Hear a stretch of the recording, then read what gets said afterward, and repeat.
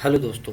आज हम लोग इंट्रोडक्शन ऑफ इंडिया से संबंधित एमसीक्यू करने जा रहे हैं। उसमें देखते हैं कि इम्पोर्टेंट क्वेश्चन कैसे बनाए जाते हैं।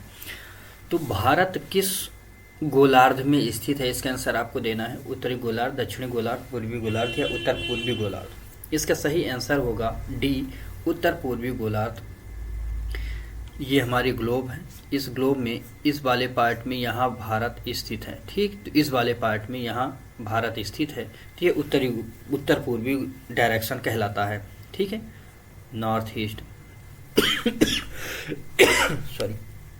नेक्स्ट प्रश्न की तरफ चलते हैं। कर्क रेखा भारत के किस राज्य से नहीं गुजरती है? तो कर्क रेखा किस राज्य से नहीं गुजरती है? इसका आंसर है बी, ये उड़ीसा से नहीं गुजरती है। मतलब भारत के 8 राज्यों से गुजरती है। गुजरात, अगर इसे वेस्ट टू ईस्ट लिखें, वेस्ट टू ईस्ट, तो आप वेस्ट से ईस्ट की तरफ जब बढ़ेंगे तो गुजरात, राजस्थान, मध्य प्रदेश, छत्तीसगढ़, झारखंड, पश्चिम बंगाल, त्रिपुरा और मिजोरम, इन 8 राज्यों से होकर कर्क रेखा गुजरती है।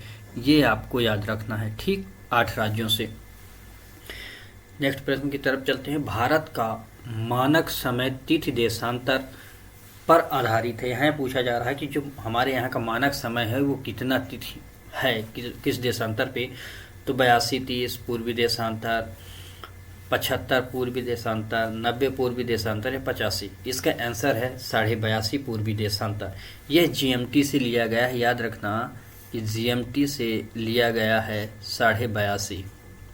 ठीक, 82.5 पूर्वी देशांतर। इधर जब हम चलते हैं पूर्व की तरफ तो टाइम प्लस में होता है, पश्चिम की तरफ जब जाते हैं तो टाइम माइनस में होता है। इस बात को याद रखें। इनके लिए स्पेसिफिक हमारी जो है तो इंडियन ज्योग्राफी की क्लास में अभी चल रही हैं, तो उसमें आपको क्लासेस मिल जाएंगी। आप चैनल पे विजिट करेंगे तो आपको मिल जाएंगी, प्लेलिस्ट पूरी बनी हुई है। नेक्स्ट प्रश्न की तरफ चलते हैं। भारत की स्थल सीमा सबसे अधिक किस देश से लगती है? पाकिस्तान, चीन, बांग्लादेश, नेपाल। तो इसका जो सही आंसर है वह है बांग्लादेश। भारत के साथ कौन कौन से देश लगते हैं? तो पहले अगर इनको देखें तो पाकिस्तान, एक क्रम से अगर देखें, पाकिस्तान, अफगानिस्तान, चीन, नेपाल, भूटान, म्यांमार और बांग्लादेश। इनका अगर क्रम याद करें कि बढ़ते हुए क्रम में, तो आप लिखें मेरा मन बचपन में MBA करने का था। ये जो हमने क्रम बताया ये क्रम है BCPM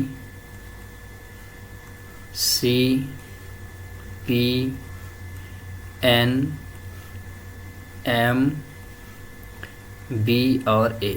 अब इनका मतलब क्या है? इनका अगर आप एक एक क्रम देखें तो ये एक क्रम है जो याद करने का। B से बांग्लादेश, C से चाइना, P से पाकिस्तान, N से नेपाल, M से म्यांमार, B से भूटान, A से अफगानिस्तान। ये क्रम है, इन्हें आप लिख लेंगे। एक बार मैं फिर से रिपीट कर देता हूँ। B से बांग्लादेश, C से चाइना, P से पाकिस्तान, N से नेपाल, M से म्यांमार, B से भूटान, A से अफगानिस्तान। ये क्रम है याद करने के, यानी कि बढ़ते से घटता हुआ क्रम है। इसे बोलते हैं बढ़ते से घटता हुआ क्रम। अवरोही क्रम में ये लिखे हुए हैं। ठीक, बड़े से घटते हुए। और ये क्लास में आप विजिट करेंगे जब, तो आपको ये सारी चीज़ें मिल जाएंगी कि कैसे इनके हमने वहाँ लिखे हुए हैं कि किसकी सीमा कितनी है, किस सीमा का क्या नाम है, ये सारी चीज़ें। इनको 2 चीज़ों की इनकी सीमा ज़रूर याद रखना। इसमें मैकमोहन बोलते हैं, मैकमोहन रेखा, और इसको बोलते हैं रेड क्लिफ रेखा। ये ज़रूर आप याद रखना। ये रेड क्लिफ को सुपर इम्पोज्ड लाइन भी बोलते हैं। अध्यारोपित जो है तो रेखा है मध्य प्रदेश में, भारत और पाकिस्तान के मध्य। ठीक, नेक्स्ट प्रश्न की तरफ चलते हैं। हमारा नेक्स्ट प्रश्न है, भारत के उत्तर में स्थित पर्वत श्रृंखला है। ये हर किसी को पता होगा, हिमालय है। हिमालय कैसा पर्वत है? याद रखें, हिमालय कैसा पर्वत है? न्यू फोल्डेड माउंटेन है। ठीक, क्या है? न्यू फोल्डेड माउंटेन है। यह भी न्यू है लेकिन न्यू ओल्ड माउंटेन है। ठीक, ओल्ड माउंटेन है, ये याद रखना। बकाया ये तो भ्रंशोस पर्वत में आते हैं। ठीक, सतपुड़ा, तो सतपुड़ा और विंध्य ये मध्य प्रदेश वाले क्षेत्र में आपको देखने को मिलेगी और इनके विस्तार हैं, ऐसा नहीं है। और उत्तर में आपको हिमालय दिखेगा। अरावली का तो अभी आप मुद्दा सुन ही रहे हैं कि कैसा वो अरावली पे चल रहा है। नेक्स्ट प्रश्न की तरफ चलते हैं हम लोग। नेक्स्ट प्रश्न है हमारा, भारत को उपमहाद्वीप क्यों कहा जाता है? जनसंख्या अधिक होने से, या विशाल आकार व विविधता के कारण, कृषि प्रधान देश होने के कारण, या अनेक भाषाओं के कारण? इसका सही आंसर है कि भारत जो है तो विशाल आकार के साथ साथ इसमें विविधता ज़्यादा है, इसी के कारण इसे उपमहाद्वीप कहा जाता है। क्योंकि यहाँ की चाहे जलवायु हो, चाहे कल्चरल हो, चाहे सोशल हो, चाहे क्लाइमेटिक हो, आपको कैसी भी चीज़ें दिखेंगी वो ठीक डिफरेंस दिखाई देंगी आपको यहाँ की, इसी आधार पर। तो यूपीएससी ने मेंस में भी इसका प्रश्न पूछा था कि भारत के उपमहाद्वीप के बारे में समझाएं, या उपमहाद्वीप क्यों कहा जाता है, ऐसा करके। ठीक, नेक्स्ट चलते हैं प्रश्न की तरफ कि भारत की मुख्य भौगोलिक स्थिति किस क्षेत्र में है? अब याद रखना, भौगोलिक स्थिति पूछा जा रहा है कि भारत पूरे विश्व में, जो हमारी पृथ्वी है, तो भौगोलिक तौर पर कहाँ है। तो इसको हमने इंट्रोडक्शन ऑफ इंडिया की पहली क्लास में ही बताया है, जहाँ हम ग्लोब डिस्कस कर रहे थे। वहाँ हमने बताया है कि भारत कैसे यहाँ स्थित है। हमने पृथ्वी को थोड़ा डिफाइन किया है ब्रीफ में, ताकि समझ में आए। तो आप उस क्लास को देख लेंगे। इसका जो सही आंसर है बी होगा। ठीक, बी आंसर होगा, उष्णकटिबंधीय क्षेत्र। नेक्स्ट प्रश्न की चलते हैं, और हमारा जो नेक्स्ट प्रश्न है क्या है? भौगोलिक खोज। तो ये अब डिक्लेयर ही हो गया, आंसर ही आ गया।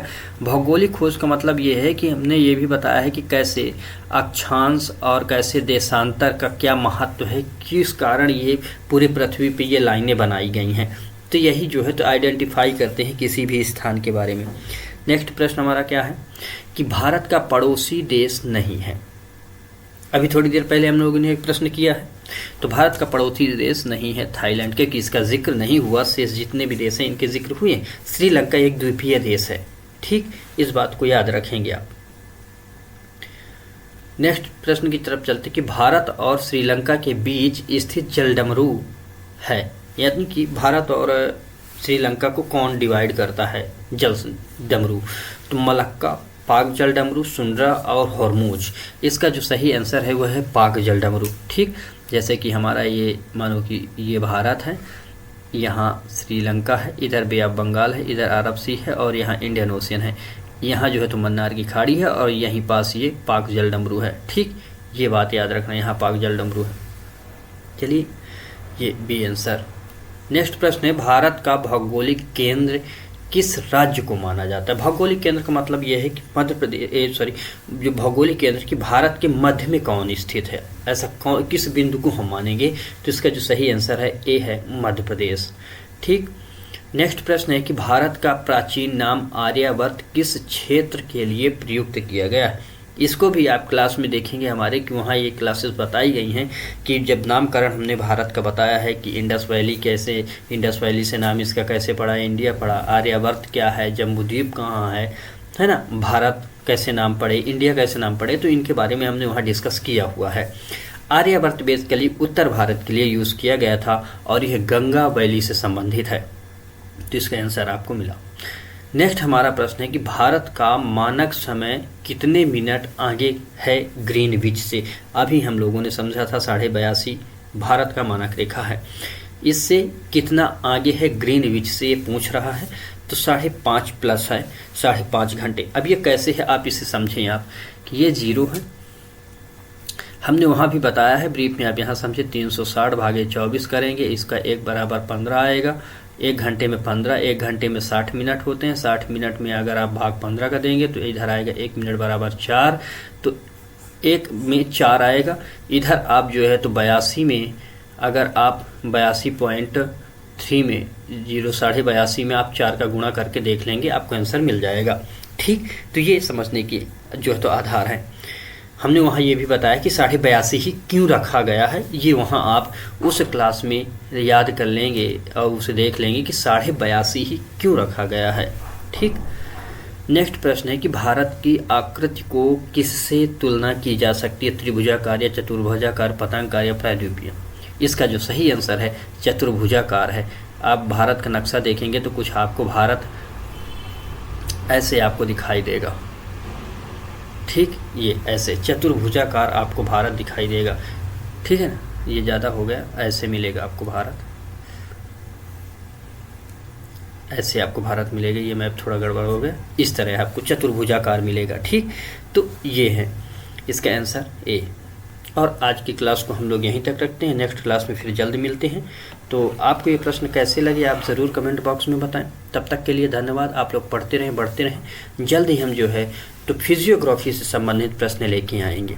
तब तक के लिए धन्यवाद। Take care. आप लोग पढ़ते रहें, बढ़ते रहें। जय हिंद।